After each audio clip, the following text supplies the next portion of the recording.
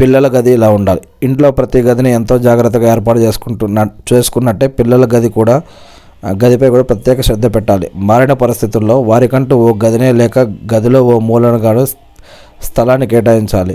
ఇది వారిలో స్వతంత్రత, ఆలోచనలకు, క్రమశిక్షణకు కారణం అవుతుందంటారు మానసిక నిపుణులు.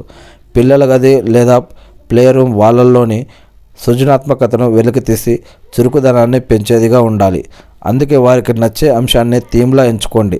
అందుకే సంబంధించిన వివరాలతో కూడిన ఓ వాల్ డిజైన్ అక్కడ పెట్టండి. ఓ ర్యాంక్ ఏర్పాటు చేసి వారి బొమ్మలను అక్కడ అందంగా పేర్చండి.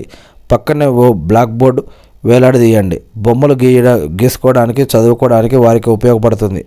వాళ్ళ ఫేవరెట్ కార్టూన్ కథల్లోని పాత్రలు stencil ఆర్ట్ని అతికించవచ్చు.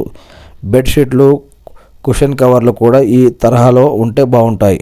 Multi level play bunk bed అయితే కింద ఆడుకోవడానికి చోటు ఉంటుంది. ఇద్దరు పిల్లలుంటే పైన కింద బెడ్లు ఉండేవి ఎంచుకోవాలి. చిన్నారులు గదుల్లో వీలైనంత తక్కువ వస్తువులు, ఫర్నిచర్ను ఉంచండి.